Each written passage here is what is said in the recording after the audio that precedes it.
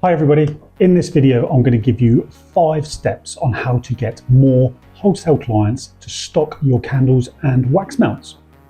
Welcome to the Home Fragrance Academy. My name is Paul Main, and if you don't know who I am, I run a company called Cozy Aromas and another company called Craft HQ.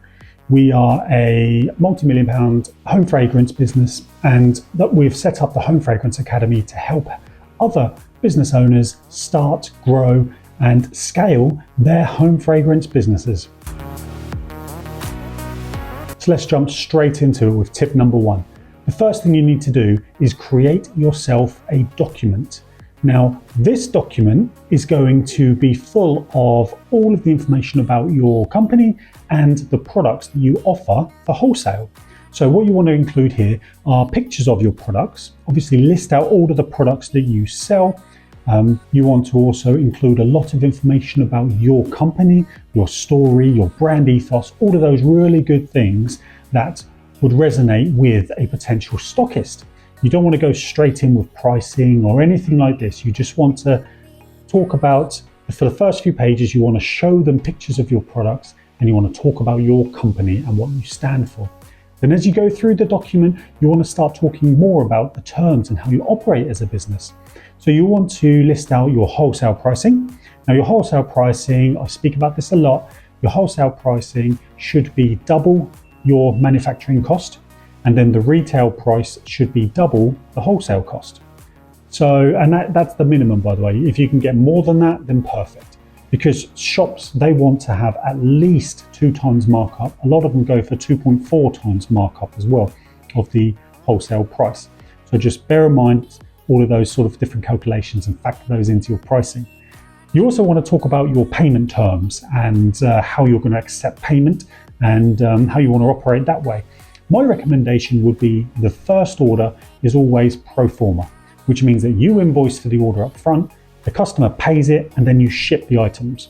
Now, as the relationship develops, you want to make it as easy as possible for your wholesale client to reorder, and you want to help manage their cash flow as well without sort of harming your cash flow too much. So after the first, second or third order, it's your choice. I would then go into 30-day terms, which is when they place an order, you invoice them straight away, and then they have 30 days to place that to pay for that order, and then you ship the product. This is a really good way of building trust and loyalty, and it helps the customer to come back and place repeat orders, knowing that they can sell some of your products before they have to actually pay for them. It helps with cash flow all round. Also in this document, you want to include any minimum order quantities that you offer. So you might want to sell your products in packs of 5s, in packs of 10. That's always recommended, and that's what you should do for wholesale, because that's what wholesale is. And that's a way in which you can make sure that your average order volume goes up a little bit as well. And you also want to include any delivery fees. It's very important to do this as well. And you need to work these out properly because they can fluctuate depending on the size of the order. But you also want to make sure you have a free shipping threshold, whether that's orders over £150 or 250, 500, whatever it is. That encourages the sort of the spend of your client to increase, so they don't have to pay for shipping, because the shipping costs, all that does is come off their bottom line. We at Cozy Aromas created this document, and I'm not saying you should do this, but this gives you an idea of all of the stuff that we included. This is a brochure basically we send out to potential stockists. Now you don't have to do that. What you should do is just create a really simple PDF, but it's important that it matches your brand, reflects your brand, and looks lovely as well. Step number 2 is to send direct messages and emails to your prospects. What you can do here is very straightforward. Search for types of companies on Google that you think would be perfect stockists. These could be gift shops, card shops, online retailers, garden centres, farm shops, anything like that, whatever would be a good fit for your brand. And then you want to send them a direct message or an email. But what's important is these messages that you send to them do not talk about pricing, do not talk about all of the benefits, all of this stuff of your wax melts. It isn't a very long email because they will just be ignored. You certainly don't want to include this document in this first outreach either. What you want to do is be very, very personalized. Okay, now this does take time, but it's important to go through the process.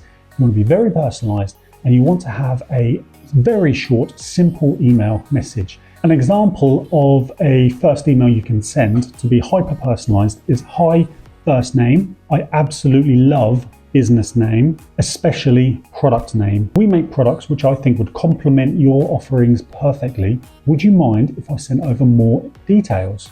And sign off with it at the bottom. So what you've done here is you've complimented the person, which is very important because that makes them feel good and that grabs their attention as well. You've also shown you've put in the time and effort to research the company a little bit. And you're not giving details of what you offer or anything here, but this email, this very basic email, should spark the recipient to say, yes, send more info. That's what you want them to do. You want the reply to be as easy as possible so they haven't got to think about it. They'll say, yes, please send me more info. Another example of an email you can send is, "Hi, first name. Your product name at business name looks amazing. I can imagine using it at use case. We hand make eco-friendly products, which I think would be a fantastic fit for business name. Would you object to me sending over more details?" And then sign off again. So that one is even more personalized. You're actually giving them a case in which you can use one of their products. So it really does show that you're putting the time and effort to craft this email yourself, as opposed to it being a spam email or a spam direct message going out to lots of people. These are just two really simple and very effective ways of reaching out to people cold, with the objective of getting a response, a very simple response, so you can send them more info. And that leads us on to step number 3. And this step again is very straightforward, but your reply, once you have received a message back saying, yes, I'm interested, your reply is, "Thank you so much," however you want to personalize it. "Thank you so much. Please find attached brochure which details all of our services, all of our products, all of our pricing. Would it be okay to send you a sample?" So again, this is the next step in the process. You've now sent them your document, which contains all of the information that you want them to see, and you're now saying, "Can you send them a sample?" So when they come back to you and say yes, they are now 2 emails in. They've received information from you. They know what your pricing is. They know what your terms are. And now you're going to send them a sample as well. So they are a very, very warm lead at this point. This leads us on to step number 4. And this one is a follow-up process. So after you have sent out the sample, leave it 1 week and then follow up. Just check in very simply, ask them, have they received the sample? Do they have any questions? Most people will come back to you at this point because they're quite a warm lead, but follow up every week for a maximum of 5 weeks. If you don't hear anything back from them, just assume it's a no, write them off, move on to other people, other prospects. The good news is it's at this point where you will get replies saying how much they love the product and they would like to stock them. This is when you'll start getting people sort of try to negotiate with you. They'll try and get smaller minimum order quantities from you. They want to get 30 days terms up front. They want to get sale or return agreements, all of this kind of stuff. This is where you either need to stick to your guns and just sort of focus on what's in your document and say, would you like to place an order? Or you can start to make deals and get your products stocked in these stores. But this is the exciting part. This is where you'll start to get orders come through and further conversation.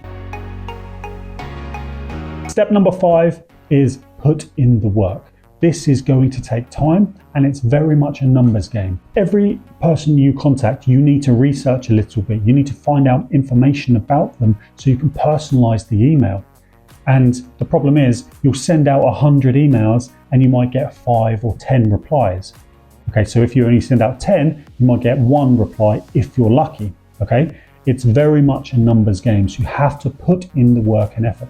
Don't just send 3 one day, 4 another day, 6 another day, and expect good returns or be disheartened if you don't get any returns. Okay, you have to stick with this, commit to it, commit to sending out 100 messages per week. Do that for 4 or 5 weeks and you will 100% get stockists. What I love about this is when you get your first stockist and then you get your second stockist, it really sort of inspires you to keep going because that is such a good feeling. When you're sending out wholesale orders for 100, 200 pounds, knowing that these are actually orders that are going to be going out to loads of individual people, all of those people that are going to be buying your products from these shops and sampling your products and maybe going to your website or going back to that store to buy, it's a snowball effect and it really builds up. So there you have it. That was 5 really straightforward tips on how to get more wholesale clients for your candles and wax melts. I hope you found this useful. Please click on the link in our description. That takes you to our website where you can sign up to our newsletter. That's where we send out weekly tips full of value for you to apply into your business to help it grow. If you've watched it this far, thank you again. Please subscribe to the channel because we are going to be releasing as much content as we possibly can. Take care, everybody.